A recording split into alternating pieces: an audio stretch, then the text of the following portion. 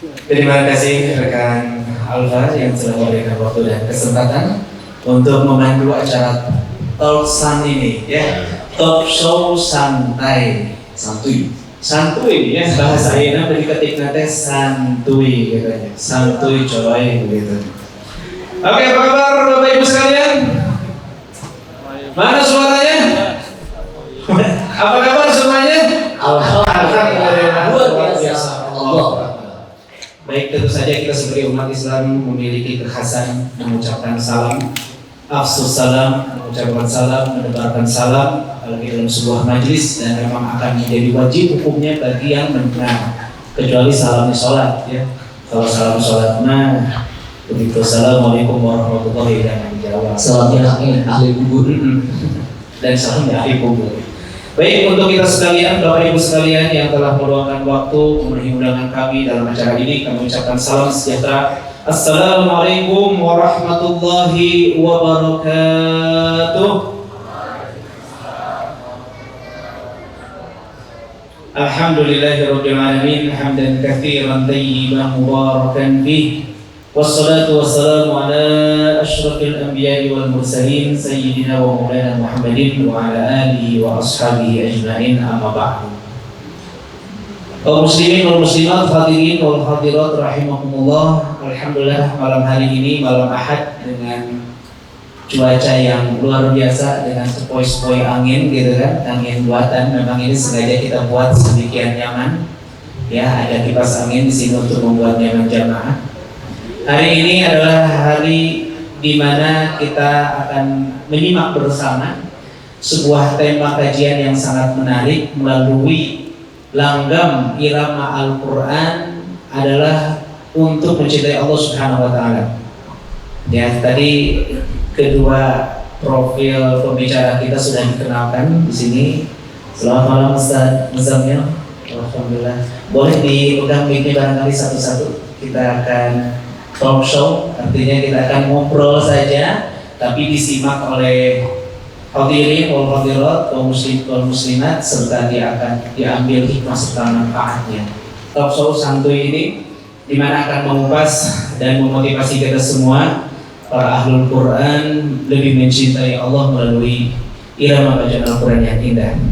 Di sini panitia sudah menyediakan beberapa materi pertanyaan yang mungkin akan secara bergiliran dijawab oleh kedua pemateri, dan mohon juga disimak, semoga menjadi manfaat. Kemudian juga di akhir sesi nanti ada pembacaan kalam ilahi, ya, langgam bacaan Al-Quran yang demikian banyak. Dan kita di Masjidul Falah ini sudah secara rutin juga diselenggarakan pembelajaran langgam bacaan Al-Quran, yaitu setiap Kamis malam atau malam Jumat bersama Ustaz Kris. Oke, pertanyaan pertama Ustaz, untuk Ustaz Muzammil terlebih dahulu, apa dasar atau landasan pentingnya membaca Al-Quran serta mengindahkan suaranya? Kenapa kalau bacaan Al-Quran itu harus bagus bacaannya? Ada nggak alasannya Ustaz? Silakan Ustaz. Tolong. Assalamualaikum warahmatullahi wabarakatuh. Waalaikumsalam warahmatullahi wabarakatuh.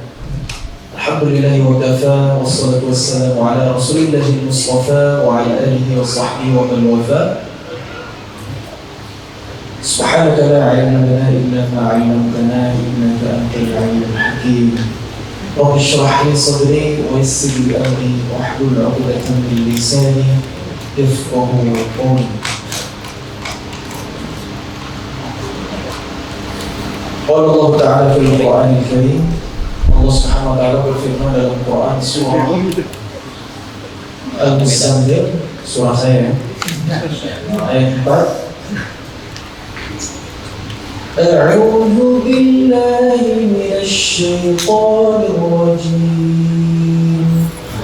Wa rattilil Qur'ana tartila. Dan bacalah Al-Quran itu secara tertil. Apa makna tertil? Ada yang tahu tertil itu artinya apa? Apa? Kalau diterjemah artinya apa? Perlahan-lahan, ya. Sayyidina Ali bin Abi Thalib pernah menyampaikan at-tartil tajwidul huruf wa ma'rifatul wuquf. Tartil itu membaguskan setiap huruf dan mengenali tempat berhenti. Itu bacaan yang tartil. Dari istilah tajwidul huruf diambil kata tajwidnya, sehingga ilmu untuk membaguskan bacaan Al-Quran hari ini kita kenal dengan ilmu tajwid. Asalnya dari situ. Teori-teori dalam ilmu tajwid, Matan Jazari, Matan Tufatul Atfal, itu ada sekitar 2 abad setelah Quran diturunkan. Di zaman Nabi nggak ada istilah tajwid, sehingga hari ini kalau kita belajar ilmu tajwid, para ulama mengatakan hukumnya adalah fardhu kifayah. Tapi ketika kita membaca Al-Quran, wajib sesuai dengan aturan yang ada dalam ilmu tajwid. Bisa dipahami di sini? Jadi, kalaupun kita nggak hafal pembagian nun mati, hukum mim mati, hukum mati, kita nggak tahu nun mati ketemu bal, hukumnya iqlab. Kalau kamu ketemunya, maka ijab. Kalau nggak tahu itu nggak apa-apa. Tapi wajib ketika membaca Al-Quran sesuai dengan kaidahnya, seperti bacaan Rasulullah, bacaan yang kama uzil. Ini yang pertama, bacaan yang tartil. Kemudian artinya yang perlahan-lahan di tafsir Ibnu Katsir dijelaskan bahwa bacaan Rasulullah itu memang lambat, perlahan-lahan karena menghayati bacaannya, karena melengkungi maknanya. Itu tujuan tartil yang kedua. Setelah sifat bacaannya benar, yang pertama sesuai dengan tajwid, yang kedua merenungi bacaannya. Baru yang ketiga disempurnakan dengan taranni sesuai dengan anjuran Nabi dalam sebuah hadis, zayyinul Quran bi aswatikum, hiasilah Al-Quran dengan suara kalian. Bahkan dalam sebuah hadis riwayat Muslim, laisa minna man lam yataghanna bil Quran, bukan golongan kami yang tidak melakukan Al-Quran, yang tidak bersantun dengan Al-Quran. Kemudian Imam Ibnu Katsir mencantumkan kisah salah seorang sahabat Nabi, yaitu Abu Musa al-Ash'ari, di dalam tafsir surah Al-Muzammil ayat 4 tadi. Sudah pernah tahu teman-teman gimana kisah Abu Musa? Suatu malam Rasulullah melewati rumah Abu Musa. Terdengar Abu Musa al-Ash'ari sedang melantunkan Al-Quran. Nabi menghentikan langkahnya dan menikmati bacaan Abu Musa al-Ash'ari. Ketika berkumpul dengan para sahabat, Nabi bersabda, sesungguhnya Abu Musa al-Ash'ari Allah anugerahkan suara min mazamiri ali Daud, dari seruling keluarga Daud. Jadi saking indahnya bacaan Quran Abu Musa dipuji sama Nabi. Kemudian yang kedua, dalam riwayat juga ada seorang sahabat Nabi yang lain yang bernama Usaid bin Hudayr radhiyallahu anhu. Suatu waktu melakukan safar bersama anaknya, mengendarai seekor unta. Beristirahat di tengah padang pasir, di tengah gurun, ditambahkan untanya. Anaknya tidur beristirahat, sementara Usaid bin Hudayr melantunkan Al-Quran. Ketika Usaid bin Hudayr melantunkan Al-Quran, untanya ribut. Berhenti baca Qurannya, diam lagi untanya. Ngaji lagi, ribut lagi. Berhenti lagi, diam lagi. Ternyata yang menyebabkan untanya ribut adalah ketika Usaid bin Hudayr melantunkan Al-Quran, awan di malam hari sampai silau bercahaya. Akhirnya Usaid tidak melanjutkan bacaan Qurannya karena khawatir mengganggu ataupun membangunkan anaknya yang sedang beristirahat. Kejadian aneh ini diadukan kepada Rasulullah. Saya riwayatkan secara makna, kemudian Rasulullah bersabda, tahukah engkau apa yang kau lihat itu? Itu adalah malaikat yang turun ke dunia karena ingin menyimak lantunan Al-Quran yang sangat indah. Jadi dari dua kisah ini menginspirasi saya pribadi untuk menghias Al-Quran dengan suara semampu kita, tanpa mengabaikan tajwidnya, tanpa mengabaikan tadaburnya, melainkan taranni itu bersenandung dengan Quran itu adalah melengkapi, menyempurnakan. Bukan juga itu yang jadi fokus utama kita. Kita kejar iramanya habis-habisan, tapi tajwidnya rusak. Kita kejar iramanya habis-habisan, tapi kita nggak tadabbur. Makin kita ngaji, makin keras hati kita. Suara saya ini yang paling bagus, saya ini yang paling terkenal, diundang kemana-mana. Saya kalau juara internasional, bukan untuk ini kita membaca Al-Quran. Karena Ibnu Abbas, sahabat Nabi yang paling ngerti tafsir, pernah berkata, pernah meriwayatkan bagaimana baca Al-Quran yang paling baik. Baca Al-Quran yang paling baik adalah yang ketika engkau mendengarkannya, engkau tahu bahwa ia takut kepada Allah. Bacaan yang melahirkan rasa takut kepada Allah. Bacaan yang sampai ke hati.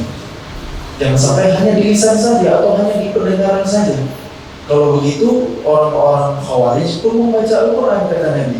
Yaqra'una Al-Quran, tapi apa yang terjadi? Wala yujawizuha najirahum, tapi tidak pernah melewati kerongkongan mereka. Maksudnya apa? Tidak sampai ke hati. Dan kita ngaji, gimana itu yang dikatakan bacaan Al-Quran dengan irama baterainya atas.